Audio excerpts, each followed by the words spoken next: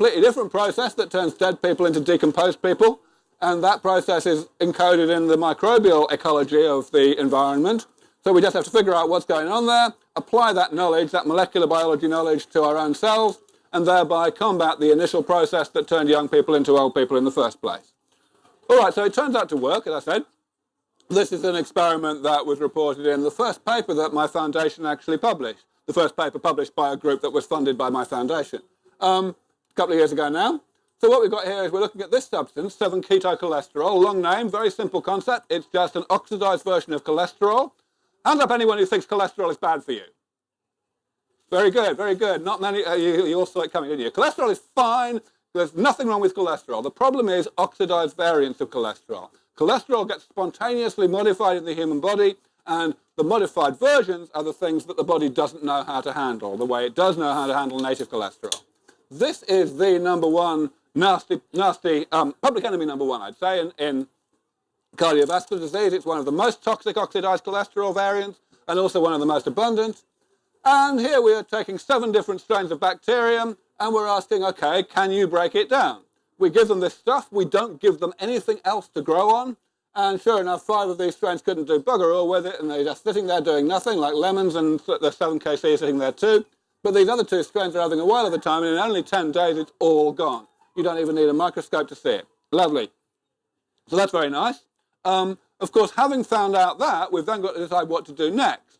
And what I am not suggesting, in case any of you missed the point, is that we should identify these bacteria and then inject them into the human body so as to have their way with us, because I have a feeling that that might be counterproductive. What we want to do instead is to identify the genes, just a few genes, maybe even only one gene, that those bacteria have that allows them to break down these things. Once we can do that, we can put that one gene or 1 or 2 genes into our own mammalian cells, into our own human cells, and give them this increased, augmented capacity to break things down. So first of all, we have to find those genes. There are a couple of ways that we're going about that. We're getting pretty good at it now. This is one way. It's called mass spectrometry. Essentially what we do is we identify the breakdown products, the compounds that the bacterium is creating by breaking down the thing we're giving it to eat. And by doing that, we can infer what enzymatic reaction is happening, and then we can find the gene. There are other ways, but anyway, we're getting pretty good at this, as I say.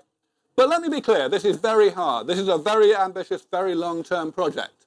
I've shown you that we're pretty good at step 1, isolating strains of bacteria that do what we want them to do. We're also pretty good now at step 2, identifying the enzymes that allow them to do that. We're now focused mainly on step 3 here, which is basically putting them into our cells, but only after, not in actual human bodies, only in cell culture in the laboratory. And also, we have to modify the enzymes so that the cell knows that the enzyme needs to go to the particular part of the cell called the lysosome where the stuff is accumulating. So that's the part that we're focused on now. It's going well, but it's long and tough. And as you can see, that's by no means the end of the process. We've got to make sure that these enzymes do not break down things that we like them not to. And that turns out to be, well, there are plenty of ways to do that, but we've got to do it. We've got to do a lot of experimentation to get that part done. Then we've got to move on to live mice and make sure that we can do the same thing there. We can get this expressed properly in these mice, make sure it's, again, non-toxic and also effective against these various aggregates. And only then can we get onto clinical trials.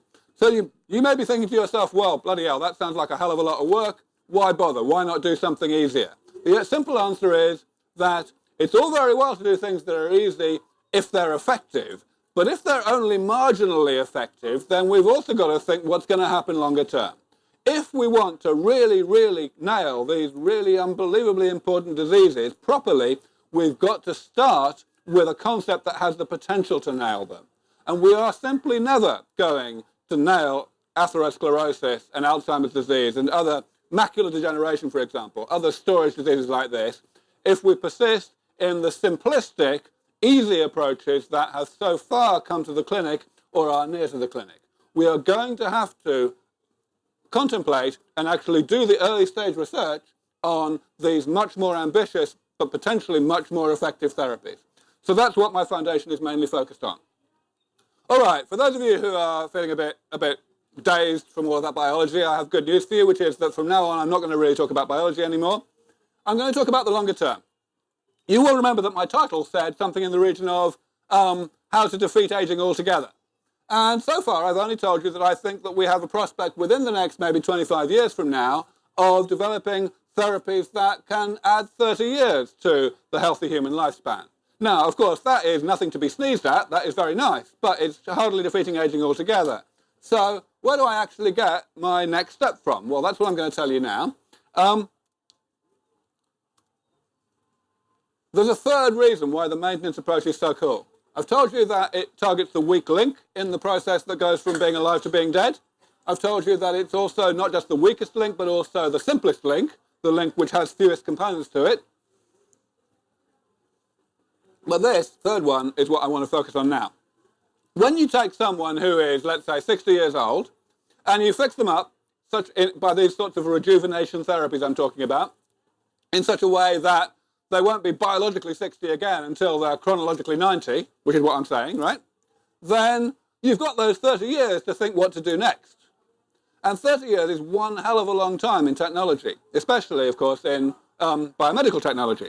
So what does that mean? Well, I'm going to try and explain what that really means, what the implications are, using this really rather horrible schematic, which I really must try and improve on. You'll get the idea. Please don't try to take anything too quantitative out of this, because I'm just trying to get a concept over. The red line here is what I'm using to denote normal aging. So here's age on the x-axis. On the y-axis, I've got reserve. What I mean there is simply damage, but the inverse of damage. So reserve can be thought of as the amount of additional damage that you can afford to accumulate before things start going seriously wrong with you. All right, so that means that at age 0, people start off, obviously not much damage, lots of reserve. Time goes on, they get older, damage accumulates, like I mentioned. In other words, reserve is depleted.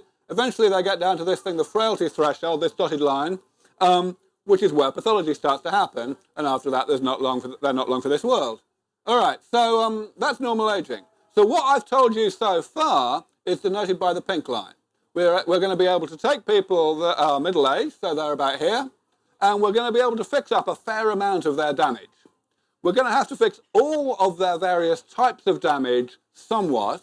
We're not going to have to fix any of them completely in order to rejuvenate them, to get them a few decades of extra life. But that's denoted by this line, the first bit. We're going to, let's say, knock off half their damage. Now, remember that we're not intervening in the creation of damage. We're not cleaning up metabolism here. So that means that damage will then continue to accumulate at the normal rate. That's why the slope of this part is the same as the slope of the red line.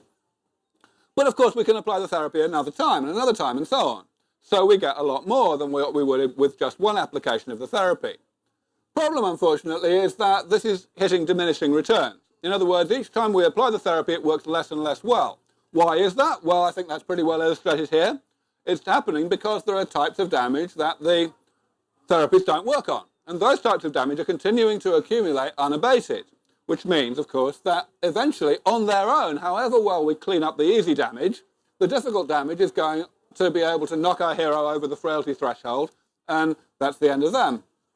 So that's all very well. It's 30 years, but it's not indefinite postponement of aging. It's not defeating aging altogether. But now let's take into account what I said about buying time. The distance between these two lines, the interval between the first and second applications of these therapies to a given individual, is going to be, well, it might not be 30 years, but it's certainly going to be, let's say, 15 or 20 years. Hell of a long time in biomedical technology. So what's actually going to happen is this line here is going to be very unrealistic. It's going to be over-pessimistic.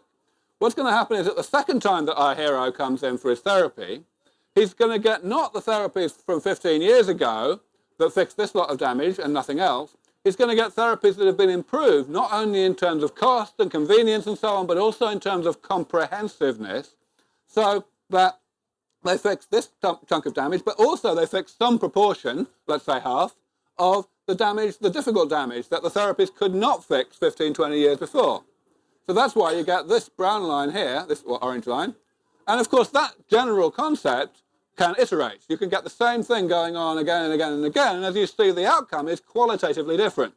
You do not get diminishing returns anymore. You don't have to apply the therapies more and more often. The therapies don't become less and less effective each time. You end up being able to stave off the frailty threshold as long as you like.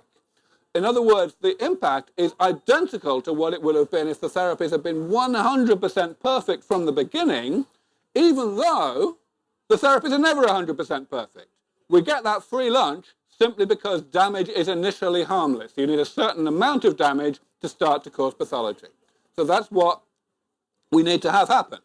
And the difference between this line, in which the general trend is upwards, and this line in which it's downwards, is obviously a very fundamental concept. You can see that there is a minimum rate at which we need to improve the comprehensiveness of these therapies following this initial step where we get this 30 years, okay, a minimum rate in order to actually get this indefinite avoidance of frailty. And that rate is something that I've given a name to because it's such an important concept. I call it longevity escape velocity. And here it is in words. It's rather complicated, the rate at which rejuvenation therapy is relating to damage, but you don't need to know that because you've just seen it in pictures. It's very simple, really. All right, so question then is, can we do it? Is it likely that when we get those initial 30 years of lifespan applied to people who are already in middle age when we get the therapies, that we will actually achieve and then maintain this speed of progress called longevity escape velocity? Well, I'm going to give you a couple of reasons why I'm pretty damn certain that we are. First one is just by appealing to evidence that we have from other technologies. And I'm just, for illustration here, I'm using powered flight. So it took a hell of a long time to get this far. Leonardo da Vinci probably thought that he was 10 or 20 years away from making his designs for powered flight actually work. And he was wrong. And a whole bunch of other people were wrong for another few hundred years. But the Wright brothers were right, and here they are, getting off the ground in 1903. That fundamental breakthroughs like that are really, really hard to predict in terms of how long it's going to take before they happen. Very speculative until they actually do happen. But there's another type of technological advance, which is the incremental refinement of a fundamental breakthrough. Incremental refinements just aren't like that. And here's what's happened with powered flight. I bet the Wright brothers were pretty surprised when it only took 24 years for someone to fly solo across the Atlantic, but this is Lindbergh in Paris in 1927. And of course it carried on. 22 more years until we had the first commercial jetliner. Only 20 more years before we had the first supersonic airliner. Now you may be thinking, well, hang on, where's my flying car then? But we know the answer to that, which is we couldn't be bothered. The commercial pressure to actually improve commercial air travel